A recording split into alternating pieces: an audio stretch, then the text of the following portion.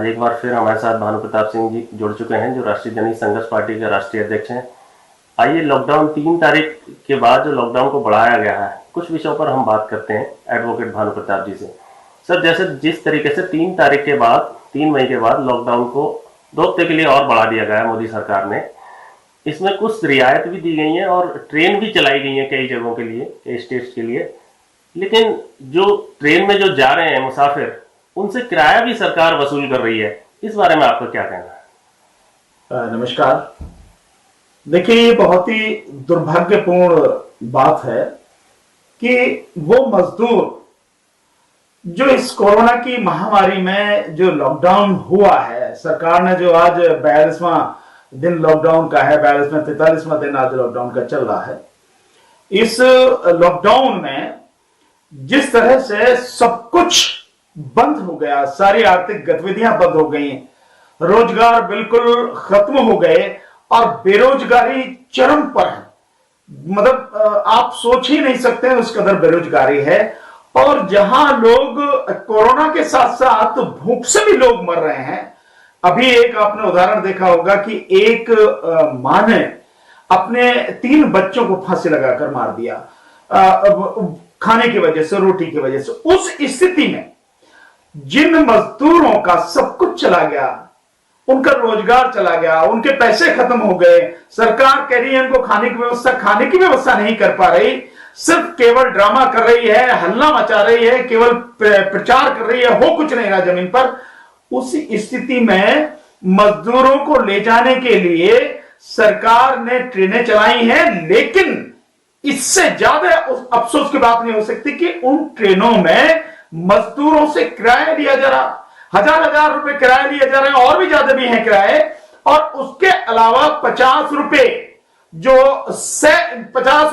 Extra charges हैं वो लिए जा रहे हैं, जो सुपरफास्ट चार्जेस हैं, और ऐसे एक और चार्जेस हैं, 20 रुपए एक है, 30 रुपए एक है, 50 रुपए एक्स्ट्रा चार्जेस भी लिए जा रहे हैं। अरे तुम टिकट के ही पैसे लेके बेशर्मी कर रहे हो, तुम उन मजदूरों का अपमान कर रहे हो और तुम दिखा रहे हो कि तुम्हारी नीयत क्या है। जिन लोगों को तुम विदेशों से लेके आ रहे हो उनसे पैसे ले रहे हो क्या? जिन लोगों को, जिन बच्चों को तुम वहां से लेके आए कोटा से, उनसे पैसे ले रहे हो क्या? इन मजदूरों से पैसे ले रहे हो तुम। कोटा से एक स्पेशल बसेस चलाई गई, जो मध्यम वर्ग के लोग हैं या जो वीआईपी तरीके के जो बच्चे हैं, उनको लाने के लिए बसेस चलाई गई। जबकि यहाँ एक मजदूर मर रहा है जो रोज दिहाड़ी करता है और पैसे कमा के खाता है, उसके लिए कुछ सरकार सुविधा नहीं दे रही। मैं इसी बात को कह रहा हूं। देखिए, मैं बार बार इसी बात को कह रहा हूं कि इस सरकार पर कोई भरोसा नहीं किया जा सकता। ये भाजपा की सरकार बेईमान सरकार है, झूठी सरकार है, लोगों को गुमराह करने वाली सरकार है। सिर्फ कह रही है, सिर्फ इसका काम कहना है, ढोल बजाना है, बाकी कुछ करना नहीं है। या तो इससे थाली पिटवा लो, या इससे जो ताली बजवा लो, और या इससे जो है फूलों की वर्षा करवा लो। अगर इस सरकार को जरा सी भी शर्म होती तो जितने पैसे इस सरकार ने फाइटर प्लेन से, हेलीकॉप्टर से फूलों की वर्षा, जो हमारे जो डॉक्टर्स हैं, मेडिकल स्टाफ है, पुलिस वाले हैं, उनके सम्मान में, अरे उनका सम्मान इस तरह से होगा। उनका सम्मान तो होगा, उनको जो है प्रॉपर मेडिकल किट देकर उनका सम्मान होगा, उनकी सुरक्षा होगी। ऐसे में आप इतने करोड़ों रुपए इस बात पे खर्च कर रहे हो। जितने पैसे तुमने इस पे खर्च किए हैं, उतने पैसे में तो सारे मजदूर जहां जहां भी हैं, प्रवासी मजदूर जिस जगह भी हैं, वो सारे के सारे अपने घर पहुंच जाते, फ्री में पहुंच जाते। और तुम्हें शर्म नहीं आती कि तुम उनसे पैसे ले रहे हो।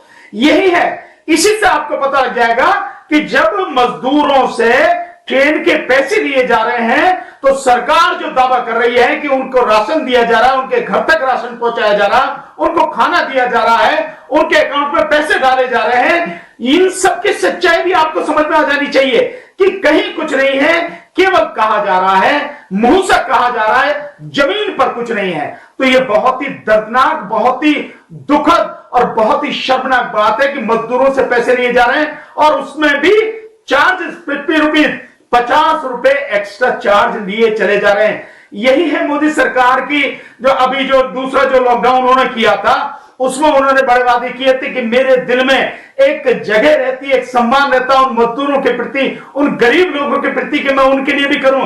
तो माननीय प्रधानमंत्री नरेंद्र मोदी जी, बस गरीबों के लिए यही है आपके दिल में, उन्हें देना कुछ नहीं है, उनके लिए करना कुछ नहीं है, केवल मन की बात करो और इस पे टीवी पे आके बोल दो, बस इतना ही है। कितने पैसे आपके खर्च हो जाते। वो जो आपने पीएम केयर फंड बनाया है, क्या हुआ उसका? क्या मजदूरों की जो रेल का किराया उसमें से नहीं दिया जा सकता था?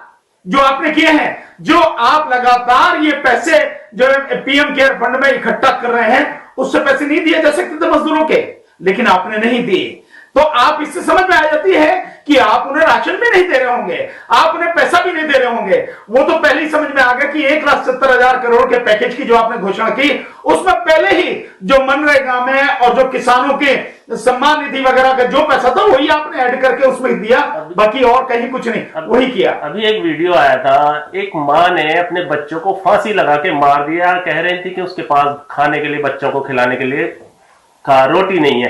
तो क्या फूल बरसाना जरूरी है या भूखों को रोटी देना जरूरी है? निश्चित रूप से जो है भूखों को रोटी देना बहुत जरूरी है। आज के समय में, कोरोना के संकट के समय में, इस महामारी के समय में, जब पूरी आर्थिक गतिविधियां बंद हो गई हैं, सारे रोजगार बंद हो गए हैं और अब आज 42वां 43वां दिन है, इस सारी स्थिति में लोग किस तरह से गुजारा कर रहे हैं, और इससे ज्यादा कठोर, इससे ज्यादा दर्दनाक और उदाहरण क्या हो सकता है कि मां को अपने बच्चों को फांसी देकर मारना पड़ा क्योंकि उन्हें वो रोटी नहीं दे सकती।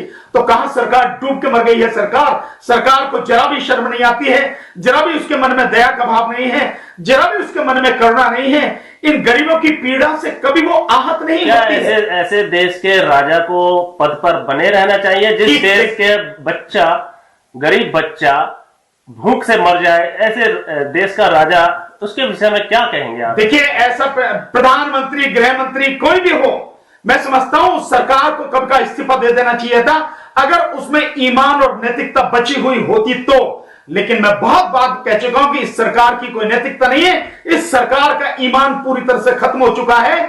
ये सरकार 68,660 करोड़ रुपए उन चोरों के, उन लुटेरों के, जिन्होंने देश को लूट लिया, देश के कितने ही नेशनलाइज बैंक का पैसा लेके विदेशों में भाग गए, उनको जो है माफ कर सकती है। विदेशों में रहने वाले अमीर लोगों को यहां ला सकती है फ्री में। ये सरकार मजदूरों का पैसा नहीं दे सकती। ये वही सरकार है जिसने पिछले 2014 से लेकर 2019 तक 6,66,000 करोड़ रुपए लोन माफ कर दिया इन अमीरों का। इस सरकार के पास इन गरीबों का चंद रुपया, चंद पैसा देने का, जो उनका रेल का किराया वो देने का इस सरकार के पास पैसा नहीं है। इसी से पता लग जाती है कि इस सरकार की गरीबों के प्रति प्राथमिकता क्या है। गरीब इनकी आंखों के सामने मरता रहे, मर जाए, इन्हें कोई लेना देना नहीं है। ये पूरी तरह से निष्ठुर हो चुके हैं, बेदर्द हो चुके हैं, बेरहम हो चुके हैं। और जहां तक उसकी बात है नैतिक अधिकार, तो ये पूरी तरह से नैतिकता इनकी खत्म हो चुकी है। अगर इनकी नैतिकता बची होती तो कब का इस्तीफा दे देते, कब का छोड़ के चले गए होते कि भाई हमारे बस की नहीं है, हम सब ये नहीं संभाल सकते, हम गरीबों का दुख दूर नहीं कर सकते, जो कर सकता हुआ कि संभालो। लेकिन नहीं, उसका तो मतलब सत्ता है, सत्ता की हवस, सत्ता की भूख इस भाजपा सरकार के दिलो दिमाग पर इस तरह से हावी है कि उसके लिए वो कुछ भी कर सकती है। वो हजारों करोड़ रुपए एमएलए खरीदने के लिए खर्च कर सकती है, सरकार पलटने के लिए खर्च कर सकती है। आपको ध्यान होगा कि 100 करोड़ रुपए एक एमएलए को दिए गए जो कर्नाटक में जब इन्होंने सरकार बनाई उनको इस्तीफा दिलवाया। इसी तरह से अब ये जो मध्य प्रदेश में सरकार बनी है, इसमें जो पैसे का जबरदस्त लेन देन किया हुआ है, और ये लगातार ये सारी चीजें कर रही है।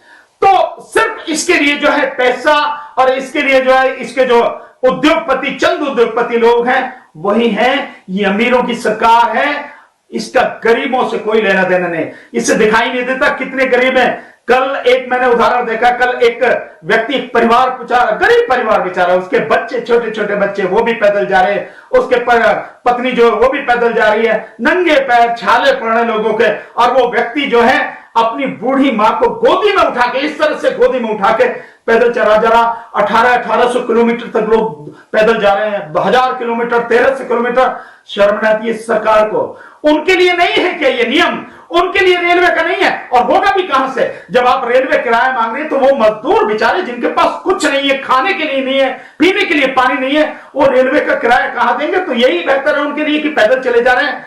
हर हाईवे पर जाके देखिए, रोज ही रिपोर्ट आ रही है, लगातार रिपोर्ट आ रही है, अंधेरे में, रात में, दिन में, लगातार गर्मी में, धूप में, बारिश में, लगातार चले जा रहे हैं, मजदूर बेचारे, गरीब आदमी चले जा रहे हैं, हर समय गरीब आदमी मर रहा है। लेकिन इस सरकार के दिल में जरा सी भी रहम नहीं है, जरा सी भी नैतिकता नहीं है।